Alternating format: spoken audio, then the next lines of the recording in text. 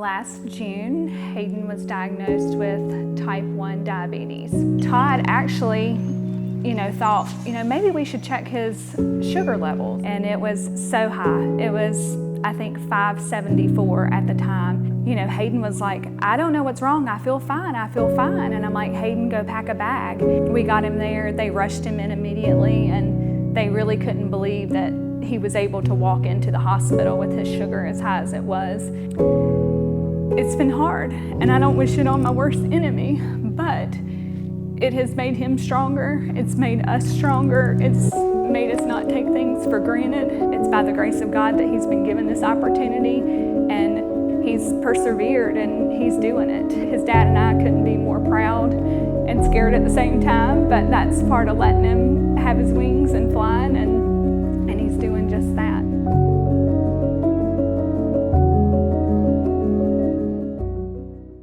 Hayden got into fishing when he started fishing at an early age, offshore fishing. And we've been going down to the Keys, mahi fishing out of Charleston. We have a couple of center consoles.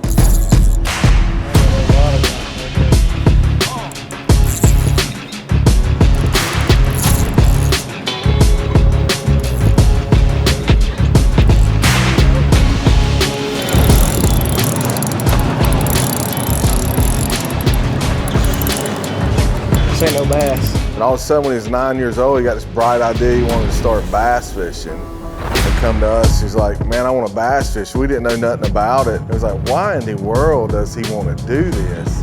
And all of a sudden, we went to the first tournament. I'll never forget going over there. It was like, man, this is terrible. I mean, it wasn't nothing against bass fishing. It was just, we didn't know nothing about it, and I was ignorant to it. The only thing I did was fish in ponds. We get over there, and I was like, oh my God, there's this big old stage and all this stuff. And they ended up placing in the tournament, winning the tournament.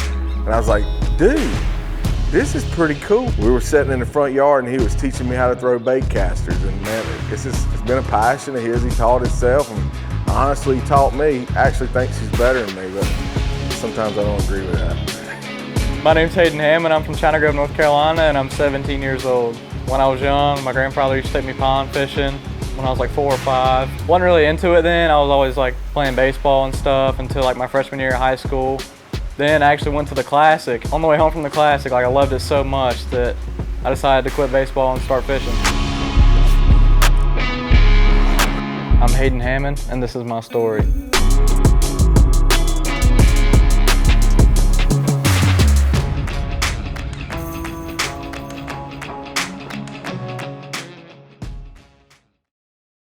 We go back to when he started fishing and got into it and loved it. He was playing baseball. We had baseball programs for years, and he was just playing baseball and fishing on the off season of baseball, fishing some high school, some middle school tournaments.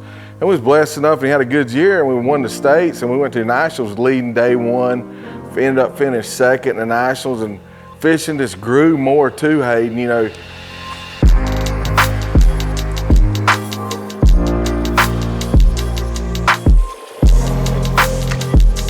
That was becoming more of his passion. I never forget, we was in Fort Worth at the Classic, and he was supposed to come home. He was changing schools and Legion teams. He was coming his freshman year, going into his sophomore year, and he's like, hey, Dad, he was I noticed in the truck riding, he was over there on his phone, and we was talking about baseball. I was like, are you ready to go hit? Are you ready to go? And we're about halfway home. He was supposed to play a Legion game. We got home, and I noticed he says, man, I just looked up. I can go fish some tournaments at 16 years old. I'm a lot younger than most other professional fishermen. I don't want to play baseball no more.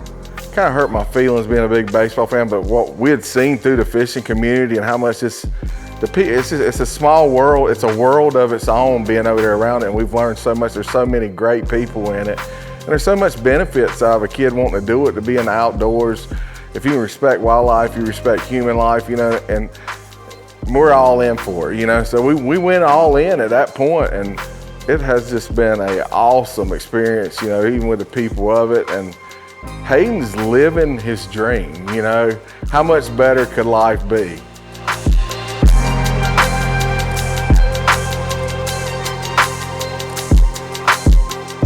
My dad was a big saltwater fisherman, still is. He loves it, way more than bass fishing. He wasn't really for the bass fishing deal when I started, but he ended up figuring out it's pretty cool. Pretty cool deal, you know. Seen us win a few high school tournaments and stuff and really kicked it off for him. I really wouldn't be here without my dad. They made a lot of sacrifices for me to fish. One of the funniest memories I have of Hayden fishing when he was younger is his sister rides horses, and at the horse barn they had a stocked bass pond. Him and his friends convinced me to get them some minnows and some crickets, and they were gonna fish while his sister Hensley rode horses. And after the day was over, for some reason they brought the crickets back into my car. And on the way home, I heard all the kids laughing, and I'm like, what's going on? And they're screaming and laughing that there's crickets all in my Tahoe. They were in my car for at least 2 days, and I would be driving and a cricket would land on me. So I swore to Hayden I would never take him fishing again. He was on his own, and I really do believe that's when he picked up fishing lures instead of live bait, because he was banned from having live bait in my vehicle. Ever since then, it's been boat after boat and fishing tournament after fishing tournament. And Hayden actually taught his dad how to freshwater fish because his daddy wanted to saltwater fish, and that's what they usually did together early on. And so I'm just thankful that he's in a sport that he can do the rest of his life with his family, with his dad, and it doesn't really matter how old you are, you're never too old to, you know, cast a line into the water. So I'm thankful that he loves the outdoors and being with his family. And for us to watch him go through it and take this journey, you know, we're blessed. You know, a year ago he was diagnosed with diabetes, and we didn't know how that was going to affect his fishing, how he would take it, you know, and it was extremely scary and nerve-wracking and, you know, pitiful. You know, Hayden pulled up his shirt in the hospital, and, you know, we hadn't told many people, but we were just devastated at how much weight he had lost. And at that time, I think it was a little over 30 pounds that he had lost just within a month or two. I mean, it was drastic. And he was terrified of needles, and every time they come in, they were poking him, and it was heartbreaking. He took it like a champ. I really don't know how he was as strong as he was, but he did it. And, you know, he was able to put on the meters. He was able to give himself insulin shots before we left. And it was just amazing how fast he had to grow up in less than 24 hours of this diagnosis, and how his whole world just completely changed. Ours changed, and just within 48 hours of us being home and Hayden getting on proper medicine, he looked at me and he said, "Mom, I didn't even realize I felt so bad." The mom and me wanted him to stay home in a bubble for the rest of his life, and we just can't do that. So we let him go, and we prayed, and we continue to pray, and he's made it home safely every single time without emergencies. Never in my wildest dreams would I have thought in June of last year that he would be professional fishing out on a boat for hours on a time by himself and doing what he loves, but he's persevered and he's doing it. And I don't know, his dad and I couldn't be more proud and scared at the same time. My dad's company was the water. It started out kind of like as a fun thing, you know. Me and him always love hats, you know. We buy hats everywhere we go, so we figured why not make our own, you know. And kind of just took off from there. I actually run it, so sew hats out of the spare bedroom in my house. Buy blanks, order them to the house, press them on. It's kind of something me and my dad do together. Hayden, I mean, through fishing and being in the network has been a big asset to us at Woods to Water. He's the one that ships our stuff out, posts our social media stuff, and he helps out a lot with it. And plus, you know, he works another little job where he makes lures, you know, working for Tater Hog. If you know him, he's a character. We build like custom swim baits. Tater's probably the goofiest person I've ever met in my life. You know, he's taught me a lot fishing around here. He's a daggum hammer, he catches them. I really consider him to be like my second dad. He probably gives me more of a hard time than my dad does. He doesn't think my foiling's too great with the glide baits, but you know, not everybody can be really good as Tater, so. Tater, we was fishing a tournament, it was a championship tournament of the winter series, and dude, me and him, Hayden was catching them. He caught most of our fish. He caught a big fish, about 5.5 pounds. I was like, dude, and we didn't really know nobody. I'm like, dude, we're gonna win, you know, not knowing no better. And he says, I said, what do you think we got, Hayden? He says, oh man, we got 13 pounds. Yeah, I'm thinking we got 17 or 18. I'm just ecstatic. And so we pull up to weigh in, we weigh in, we're leading the tournament, and we'd bought some baits from Tater, because being around Lake Norman and knowing who Tater Hog is, he actually caught that big fish on one of Tater Hog's crankbaits. So we was at the tournament and he's winning big fish, and Tater, like always, last person to weigh in.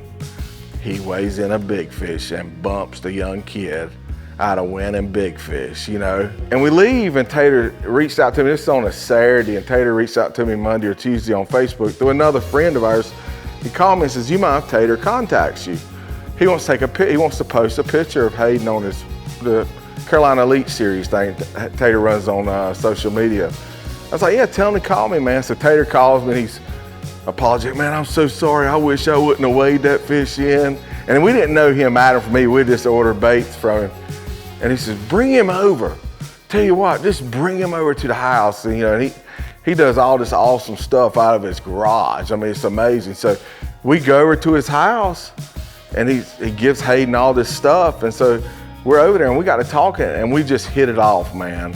And so that was probably 5 or 6 years ago, and this is our relationship has grown, and Hayden just looks up to Tater so much. He's such a great influence and such a good heart. Hayden him being 17 years old and having the opportunity to fish in the NPFL against these guys, this is guys he has looked up to. I mean, you're in the league with Patrick Walters, John Cox, Keith Carson, the Mike Corbersleys. I mean, you just go on and on about these guys we got in this league. For him to have that opportunity, man, when we got in, it was like, okay, man, if you just don't finish dead last, that's all we want to accomplish all year. And dude, it has just been an awesome year so far.